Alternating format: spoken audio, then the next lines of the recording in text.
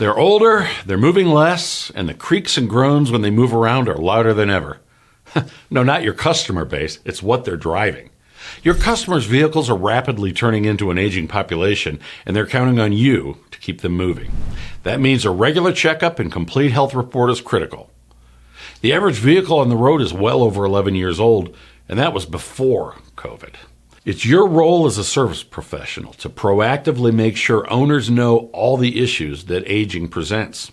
Brake lines can start to go bad, bushings and other suspension parts can crack or deteriorate long before they start making a telltale noise.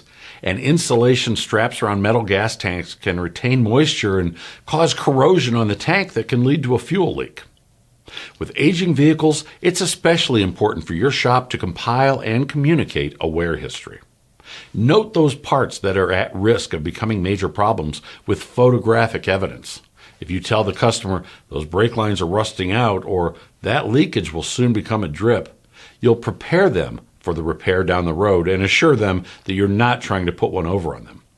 By becoming a partner in the vehicle's maintenance, you can further build trust and loyalty.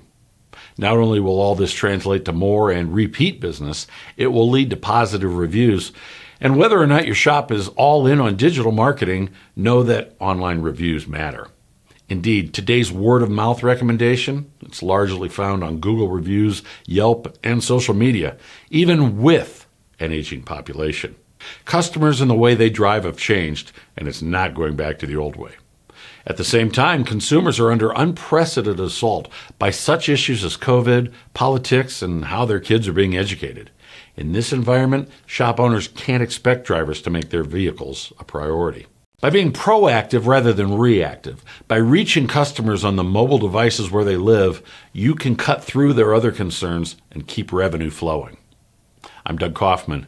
Thanks for spending a couple of minutes with me.